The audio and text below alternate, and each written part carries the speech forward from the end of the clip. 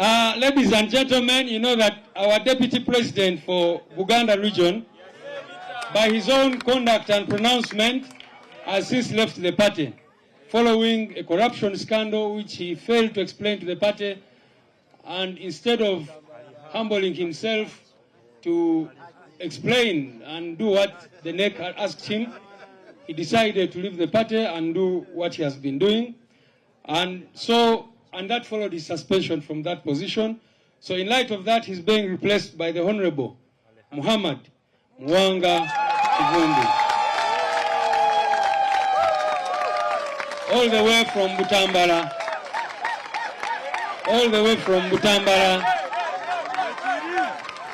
Takbir! Takbir! Yeah.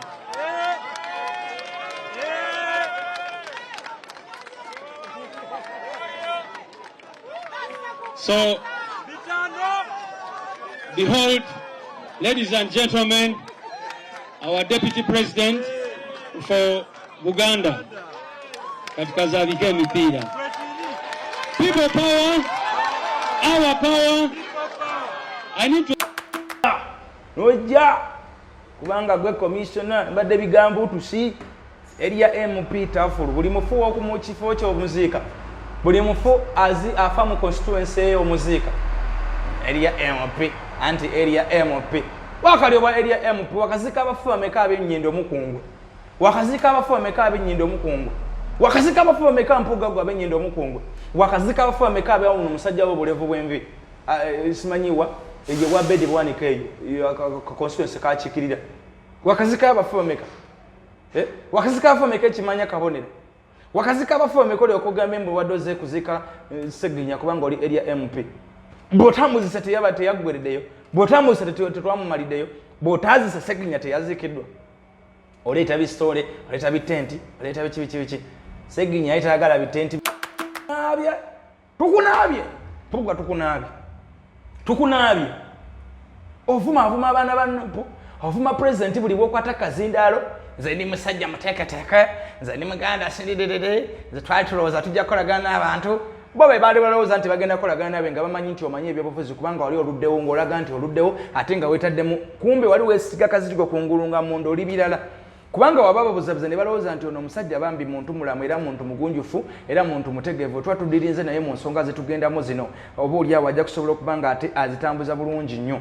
Naye wabalaga nti nno wali obaagalako kifo ne banno bonna be mwali mwagala ebifo. Katate tuyambe. Bonna be mwali mwagala ebifo bakuŋŋaanye obatwale. Ebifo ebyo tugenda kufuna abantu betubijjuzaamu. Kazibe Bashiri Mbazira tumukuwadde. Juli Kakando ye Masaka wamwewadda. Joyce Bagala Ntwatwa owenankani oyo lwero of course ensonga zo tuzimanyi. Oyo naye tukikuwadde ekifo. Kakembo Salongo Mbatekamwa Kakembo Ntebe municipality tumukuwadde. Jiberwanga owebuyikwe tumukuwadde. Kagabo owebukoto naye mutwale. N'abalala abeli bwanika oyo wamutwalada mutwale ebifo byonna bitwale ebyo bitwale tuwonye kubanga era tugenda kubyejjako tunonyewe tugenda kubiziika kakati bigenda mu kyebayita political limbo ebyo byonna ebinnya byenkonyeka political limbo buli linnya lyenkonyekaawo temubasuubira kukwata kadde ya nobo mu kalulu akaddako Juli Kakande Masaka City Salongo Mbatekamwa Ntebe municipality Jime Rwanga Buyekwe municipality Kazibe Bashiri Mbazira Kawempe South Twaha Kagabo Bukoto Midwest Abedi Bwanika Kimanya Kabonera Mpuga Mathiasi Nyendo Mukungwe Joyce Bagale Manga Mitiana Women Parliament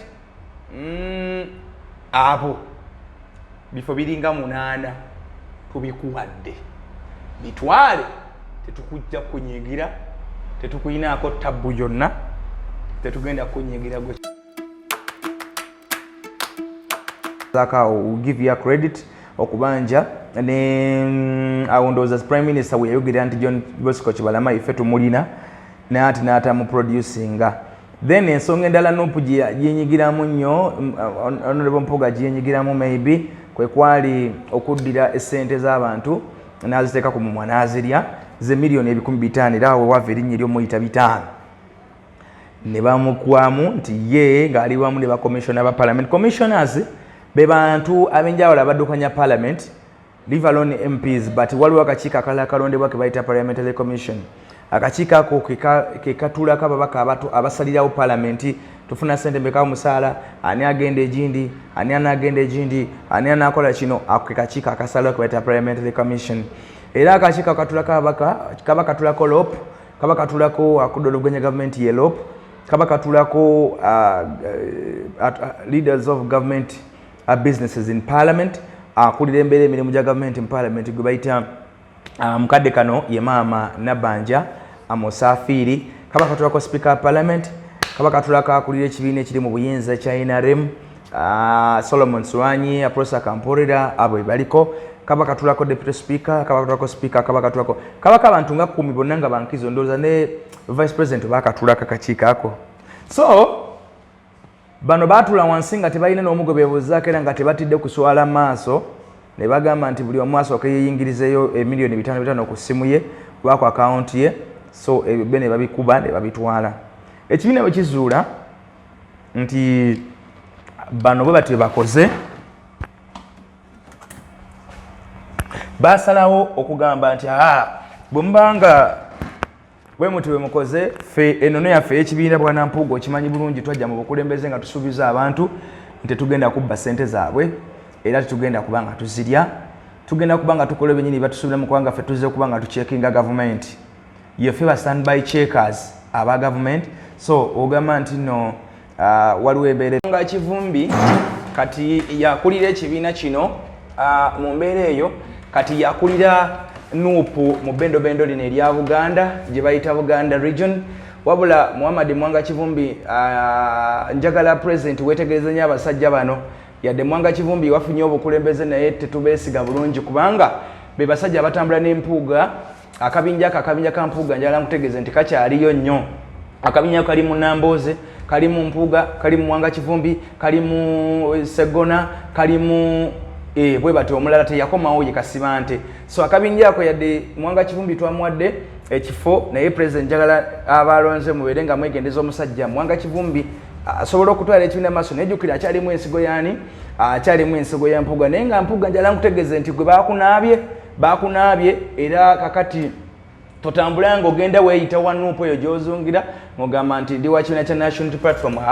Si bwe kiri, si kituufu bannange era twagala okwategeeza when you want to deal with Mpuuga at your own risk. Dealinga naye ku risk yo yennyini go wennyini at your own risk. Naye togamba muno ogenda kuba ng'odiringa n'Empuuga ku lw'ekibiina kya National Unity Platform. Njala nkutegeeza ekibiina kyamunaabye, kyamwekutuddeko, kyamuvuddeko era yatandika by the way n'ekibiina ki bakita ki DP because bitya Democratic Alliance. So boba yagala diringa n'Empuuga diringa naye nga omanyi nti no diringa n'abantu bamukaaku, odiringa n'abadamabike, odiringa n'ababedi, odiringa n'abani, odiringa na yes bebo ka group ke akampuuga. President wagenze maaso okubanga ate ampuliriza olonda Mpuuga wagenze maaso okubanga ate omwesi olonda omusajja gwe bayita Muhammad Mwanga Kivumbi. Muhammad Mwanga Kivumbi ekisooka nga bwe gambye nti alina akakwate kanene nnyo, alina enkolagana y'amaanyi nnyo ne Bwana Mpuuga. Naye Muhammad Mwanga Kivumbi njagala nkutegeeze nti ffe tukuwadde obuvunaanyizibwa okomyewo ebifo bya Buganda byonna ebibadde byakola ki, ebifo byonna ebyali byava ekibiina kya National Unity Platform mu ngalo. Ebifo bingi nnyo biringa 6-7 ebyava abantu abajja ne bafuna kaadi. Nakusomesezza ddala ne nkugamba olwo abantu abajja mu kibiina kya National Unity Platform nga tebaagala Kyagulanyi ng'omuntu naye nga baagala kufuna kaadi.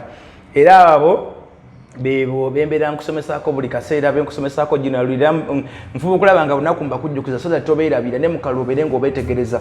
Ebifo biringa 6-7 ebyatusala era nga abo bafuna kufunye kaadi ne bagenda. Nja kutandika n'Empuuga mwennyini ekifo ky'Ekamanya Kimanya Ngendo Mukungwe. Mwanga Kivumbi olina obuvunaanyizibwa okulaba nti ekifo ekyo kikomawo eri Nuupu. Ekifo ekya Bedi Bwanika, ekifo ekyani ekyanyendo mukungwe n'ekifo ekyakimanya kabonero ebifo byaba abasajja babiri. Then ekifo eky'Emasaka ekya Julie Kakande omukyala woman member parliament oyo najefu okulaba kale ekikyala kiri ekyali kikyala kiri tekyawangula ne bambi omukyala oyo babiri omukyala oyo owa DP gwe bayitangani bamuyitanga babiri ani erinya mu district naye erimu ye babiri omukyala wa DP ekikyala ekimpibwa ekyo kyakolera abantu naye mune tekyawangula olw'omuyaga n'omuggundo ogwali guzze ogw'amanvuuli yaffe. So mu kino njala nkutegeeza nti olina obuvunaanyizibwa okugenda maaso okuba okomyayo ekifo ekyamasaka ekyo ekirimu oyo omukyala Julie Kakande foot sojja wa Mpuuga dda mulaba mu bitengi bya Mpuuga mairida kitegeezo ekyo ekifo kyagenda ekifo ekirimu Twakagabo ekyo nekyo kyatuva mu ngalo twetaaga okufuba okulaba nga tulwana kibeere maaso okuba nga kikomawo ekifo ekirimu Kazibu Bashiri Mbaziira ebyo biri kasibina bitano kirina okuba nga kikomawo ekifo ekirimu Jimmy Lwango w'Ebuyikwe kirina okuba nga kikomawo ekifo ekirimu Mbate Kamwa omubaka akiikira abantu ba municipal ey'Entebbe Salongo Kakembo Mbate Kamwa nakyo kirina okuba nga kikomawo oyo naye yagenda n'ayononeka n'abalala abamu tukyabeetegereza bwetegereza abamu tubeetegereza kati nga Bwana Segona akikita atunula bwati bwamwozola amaaso bwabega emimwa bwati tukulaba tukwetegereza ate ne bannawusiro bakulaba. So omusajja oyo naye ateekebeko amaaso ag'amaanyi ateekebeko amaanyi mu kumwetegereza yeetegerezebwe nnyo so that tetukola nsobi nate ya mulundi mulala nga tugenda maaso okuba nga ate tukola obukulembeze oba tukola ebifo ebyobukulembeze obaolyawo byetuna abantu betunaawa n'abanaatambuza ensonga struggle abanasobola okuba nga bagyongerera mu maaso. Manyi nti ekikoosi kya Mpuuga weekiri nkimanyi abo bannamboozi bakyaliwo naye tulina obeegereza jjukira Namboozi nga bwe nakubuulidde yali ayagala ekifo kya Deputy President Buganda ne batakimuwa olw'okuba Kyagulanyi alaba nnyo ne bamuwamu ekifo kyani ne bamuwamu ekifo kya Presidential Assurance Committee akakiiko akakajjukiza ebisuubizo bya President n'agezako okuba nga akagaana n'anyiga era yeekandagga nnyo n'ava ne mu lukiiko olwalonda naye ekyo tekyagaana President kumugaa nti awo wenkuwadde. So oyo naye tulina okuba nga tumwetegereza nnyo kati ababaka bannaffe abalala ab'ekibiina Bwana Mwanga Kivumbi obuvunaanyizibwa obukuteereddwako okukulaba nga ababaka bonna bikomawo ababizanyiddemu nga bifuna abantu abategeera ab'omuzinzi. So kati n'ekifo eky'Ekawempe North nakyo kyo tekiriemu kati mubaka era buvunaanyizibwa bwo Mwanga Kivumbi kulaba nti Buganda mu Kawempe North esobola okufuna omuntu asobola okutwala ekifo ekyo mu maaso ng'ate muntu wa muzinzi nga muntu wa maanyi nga muntu taliiko bbala lyonna. Okitegedde Bwana Mwanga Kivumbi otegedde obuvunaanyizibwa obukuweereddwa. Anyway nga nkyayogera ku buvunaanyizibwa obuweereddwa Muhammad Mwanga Kivumbi munzikirize ate mbanjulire restaurant ennungi eyakakasiddwa mu Kampala ne mu ggwanga lyonna okugenda maaso okuba nga ate efumbira abantu n'okubateekateekera ebintu ebyokulya bagita Dream Restaurant ng'enesangibwa Wandegeya. Tobeera eyo njala nekulumira mu tawuni omwo n'onoonyaawo okulya bufo bonna si buyonjo tewali mmere si nnungi. Njagala ngaya bannaffe aba Dream Restaurant bafumba emmere okuva ku makya ku maliri nawe oyagadde nnyulawo kyayi wali breakfast eri heavyweight ekyemisana weekiri ekyeggulo kubanga bakola okuva ku makya mpaka kiro saawa 6 lwetuggalawo buli lunaku kuva ku Monday mpaka ku Monday. Dream Restaurant tusangibwa Wandegeya. Njagala nkutegeeze nti bw'olaba akatale ke Wandegeya amakubo agabiri agali mu katale mu maaso g'akatale n'emabega ene wali ab'enkoko kati awo wali amakubo agakutwala ku Dream Restaurant zisalaganye mu kkubo bw'oba oyise eri omaaso g'akatale ogituukako bw'oyita emabega w'akatale ogituukako bw'oba oyise ku Equity Bank n'oyambuka awo nawo tulinawo Dream Restaurant kyokka ati naawe wali mu bitala by'Ewandegeya ebyo ng'otunudde bwayise oluva ku Haji Kasule Mall ekizimbe kiddako kwe kuli Dream Restaurant nga tunabatuuka ko First Pharmacy ate awo ekyenjawulo ekiriwo nti bw'omala okulya emmere nga guggwera waggulu kuliko ebisulo kuliko ne massage ozena mwana abuwala omaze omuyiwamu ekyennyanja kyo kya mulembe nnyo atandise okwebuzaabuza abaana nti banna enjawala gumala guggwerawo bajja kugamba nti ayambuka waggulu ensonga zibeere nga ziggwerawo. So waliwo n'ebisulo ebyokuwumuliramu awo ku Dream Restaurant balina emmere ennungi nnyo yaffe eri basically eri locally made emmere yaffe nga sinsiike mu Kampala buli woyita ennyama nsiike ekyennyanja kisiike oluwombo lulimu ebintu ebikusobera naye Dream Restaurant ojja kusangawo ekyennyanja nga kya boilo ojja kusangawo ennyama nga ya boilo, ojja kusangawo omuceere ogwa boilo, ojja kusangawo bigreens nga birungi nnyo, ojja kusangawo ekintu kyennyini. Enkoko yaffe yeeri bakuteekera ekifo ky'enkoko ku sowaano ga bakuteddeko enkoko nnamba, bakuteekera ekyennyanja ojja gamba kyannyanja kiramba. Ate ekijjawo kye balina baana ba Dream Restaurant newe oba oli waka ng'oyagala bakwetera bulwetezi nga toyagala kujja, waliwo enteekateeka eyo Namubiru yagiteekawo, bodaboda we ziri n'emmotoka yaffe we ziri zisobola okuba nga zikutuusiza ebyokulya byo wonawona wooli n'ogamba nti weewaawo. Oyina mukolo, oyina dduwa, oyina lumbe, oyina kwanjula, oyina kwinjira, oyina graduation, oyina matikira, oyina family gathering, oyina lali y'ebyabufuzi, oyina fundraising meeting, oyina ka breakfast meeting, oyina meeting y'aba staff b'oku mulimu, yakufumbira emmere. Gw'okubira bukubizi Namubiru ku 075 59556 n'omugamba Namubiru nakulabye nga bakulanga ntosobola okufumba emmere, njagala onfumbireko. Nina abantu 600, nina abantu 400, nina abantu 300. Ajja kubuuza omukolo gusangibwawa, oteekedde abantu ameka nga mumala miwendo nga yajja akufumbira emmere. Ne oba olina abantu omukaaga ewaka bakukyalidde 678 toyagala kufumba, mwenna mulimu vibes na mulimu kwenywera kwesanyukira, temuyate budde bugenda mu fumbiro, Namubiru ajja kujja abafumbire. Ngambye mukubire ku 075 59 55 6 buno oba oyisaawo ojja kubanga ate ofuna obuyambi obw'ekika ekyawagule era obwamangu bwe bayita mbagirawo, bwe bayita obuyambi nki mbagirawo, obuyambi mbagirawo. So Namubiru bwe twakugyeko engalo webale kututeekerateekera byakulya birungi. Batiimu Wandegeya mwenna ddala okubategeeza nti awo we balya mu kibuga, awo we balya Wandegeya. Tozimba mu kibuga nga tolya ku Dream Restaurant, oba ozimba biki byolya n'oteeka mu lubuto nga tolidde ku Dream Restaurant, ate oba olidde ki? Kati nawe oba olidde emmere, juice, cocktail, omubisi ogwaffe ogw'amatooke guli gwennyini, omubisi original bw'oba togunywedde wa Namubiru oba ogenda kugunywa mu Kampala wano, kubanze gwe mmanyi yekka yalimu. So ekyo twakimaze.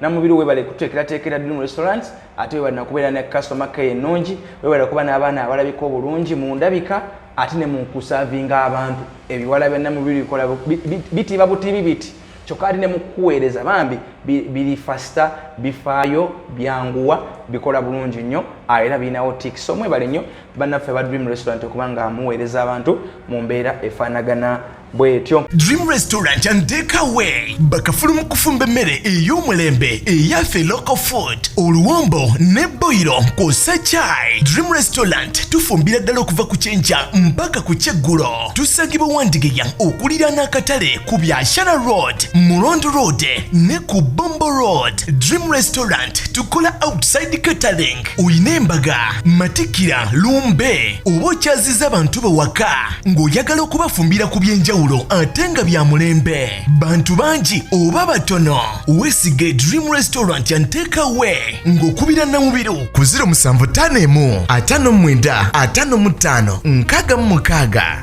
ate ku branch ya Bombo Road tuyinako ebisulo by'abagenyi oba giyita accommodation. Tuyina abaana abalungi, abaweereza abamanyi okulabirira kasitoma. Gwe ayagala delivery wonna wooli kuba ku namba zino. Dream Restaurant and Takeaway ojjanga kasitoma ofulumanga wa Luganda. Obwaliida bwo butwale eri ekibiina kyakugyeko engalo. Bannayinja nnyongera okubategeeza nti Mpuuga takyali wa NUP, ekibiina ekifo kye kimaze okuba nga kijjuzibwa. Naye kaakati Mpuuga ekisanja kiddako ogenda kuvuganyisa ku kaadi kye kubanga ekyo kyolimu kisindeemu.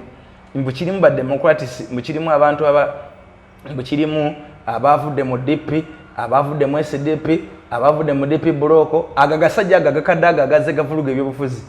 Muni ebisajja byali mu DP ne bijivuluga ne bireka nga bijonoonye omuli Mukaaku bwe bamu makadi ne kakati gwe Mukaaku n'obwa Mukaaku bwo bambi era ne president Kyagulanyi alaba kati gwe olwa ku makadi watandikirawo kumuyeekera. So abo bali mu kintu kya Mpuuga, kati Mpuuga either agenda kujjanga wa independent oba agenda kujja nga wa NRM. Ate kati ngambe ki takyasobola kudda mu DP, takyasobola kudda mu NUP twamumaze ye ayo twamugyeko engalo n'ekifo kye tunoonyezaawo kati muntu twamumaze, twamugyeko engalo, twamugadde. Mpuuga Mpuuga twakugadde. Mpuuga kati twakugadde okwanira n'omulambo. Omusajja omuganda olwanira omulambo mbu bansindise nze commissioner nini waka commissioner agenda commissioner ngaabeewamu ngendo commission engeja jao ngendo commission engeja jao tubavu bakuwereza gamba speaker oba commission yonna nti bannange abasajja be munsindika mutetukolagana nabo nabasobya nabbe ebitaano byabwe musindikeyo omuntu omulala yaba agenda ateeketeka amazika ga Sseginyanzi bajja kunkuba obucupa naye naawe n'osiisiira n'ettweryo eriringa eritaliimu brain n'ojja kubanga gwe commissioner mbadde bigambo tusi area MP Tafulu buli mufu w'okumu kifo ky'omuziika buli mufu afa mu constituency y'omuziika area MP anti area MP wakali oba area MP wakazika abafu bameka ab'ennyindo mukungwe wakazika abafu bameka ab'ennyindo mukungwe wakazika abafu bameka mpugaggwa ab'ennyindo mukungwe wakazika abafu bameka ab'awuno omusajja w'obulevu bw'envi simanyiwa eje bwa bedi bwanika eyo constituency kakikirira wakazika abafu bameka wakazika abafu bameka ekimanya kabonero wakazika abafu bameka oli okugamba mbu wadoze kuzika Sseginya kubanga oli area MP bw'otamuzisa teyaba teyaggwereddeyo bw'otamuzisa tetwamumaliddeyo bw'otazisa Sseginya teyazikiddwa oleeta bisitole oleeta bitenti oleeta biki Sseginya yayitayagala bitenti byo ate yetakumatiranga gwe ate gwe walakola petition eyali ejjako Sseginya ki wakola petition yali ejjako Sseginya kadi nga bagiwadde Sseginya jjukira akakosiko wali oyagala kalimu ng'oyagala tiketi bagiwe at least ku bantu babiri olaga tiketi bagiwe Suleiman Kidandala oba bagiwe Bwana Latifu president n'alaba nga Sseginya yaliko abantu era abantu gwe baagala era abantu baali baagala Sseginya njala nkubuulire tosobola kusinga Kyagulanyi kutegeera omusinga myaka mu bukulu omusinga kula mu byabufuzi naye Kyagulanyi aliko Katonda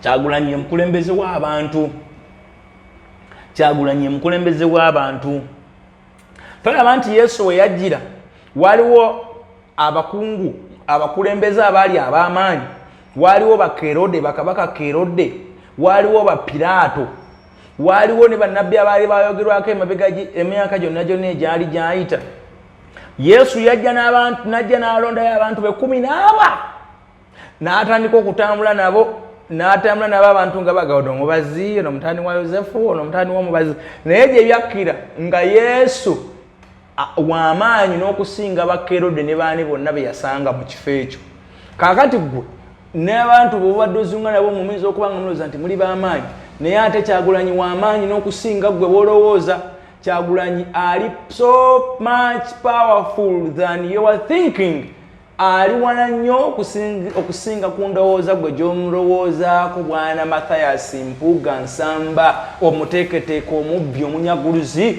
omubbi wa kabaka nti wagamba kabaka yakutegeka omubbi wa kabaka ow'olwatu kuba wabba mu lwatu $5,000,000 omubbi wa kabaka ow'olwatu omuteeketeeke w'ebitiibwa ebikulukuta ebikoma ku bigere oba ebitiibwa bwe bikoma wanzi jala nkutegeeze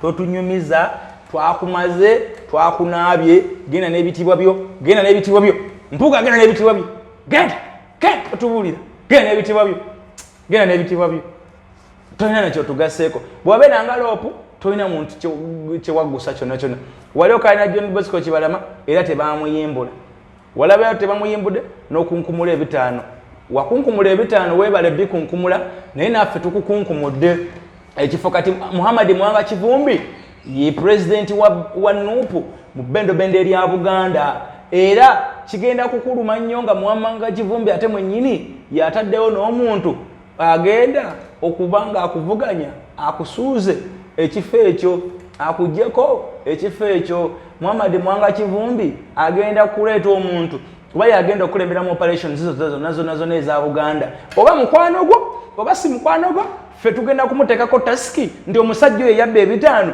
omusajja oyo omunyaguluzi omubbi wa sinusu 5 emiliyoni 5 tumuteekeko omuntu ekyo kifo nakyo kimuffe agende mu gavumenti y'NRM President Museveni amuwa minisita ffe tubeere tukakase twamwejjako ekisira twakyenaabako tukunaabidde masaŋŋanzira tukunaabye n'ebbombo tukunaabye Mpuuga tukunaabye ovuma abaana ba NUP ovuma president buli bwokwata kazindaalo nze ndi musajja muteeketeeke nze ndi muganda sindidididi nze twali tulowooza tujja kukolagana n'abantu bo be bali balowooza nti bagenda kolagana nabe nga bamanyi nti omanyi ebyobufuzi kubanga wali oluddewo ng'olaga nti oluddewo ate nga weetaddemu kumbe wali weesiga kazitiko kungulu nga munda oli birala kubanga waba babuzabuza ne balowooza nti ono omusajja bambi muntu mulamu era muntu mugunjufu era muntu mutegeevu tuba tudirinze naye mu nsonga zetugendamu zino oba oliawo ajja kusobola okubanga ate azitambuza bulungi nnyo naye wabalaga nti nno wali obaagalako kifo ne banno bonna be mwali mwagala ebifo katate tuyambe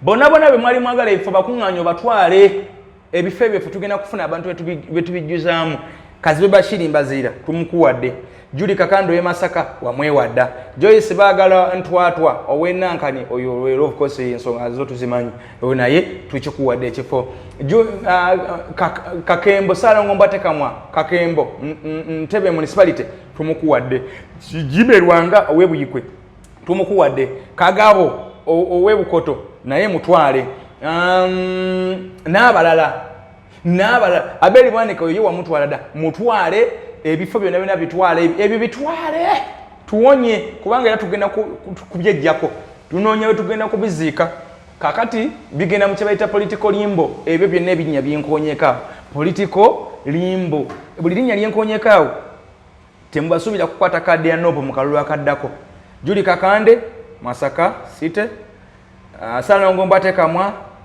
Ntebe municipality Jimerwanga Buyekwe municipality Kazibe Bashiri Mbazira Kawempe South Twaha Kagabo Bukoto Midwest Abedi Bwanika Kimanya Kabonera Mpuga Mathiasi Nyendo Mukungwe Joyce Bagale Manga Mitiana Women Parliament abo bifo biringa 8 tubikuwadde bitwale tetukujja kunyigira tetukuyinaako tabbu yonna tetugenda kunyigira gwe kyobomanya gwe waffe tetugenda kunyigira gwe waffe Mpuga gwe waffe twala abo batwale tetuna buzibu batwale kyakiza abalokoleza zenyumira naddala nga waliwo omusumba atuukiridde okuta abadde anda omusumba amutwala naye bw'atuuka kiseera nga naye asukkulumye akuze bafuna abantu mu church ne babamuwa bagende naye batandika obuweereza bamuwako ku bayimbi bamuwako ku beegayirizi bamuwako mbadde nga kiraba Bishop Kiganda ekintu ekyo ng'akikola yawawako omusumba muyizi ng'agenda bingo yawako ku musumba oniyazimba yagenda ekyetume eno side za Gayaza Road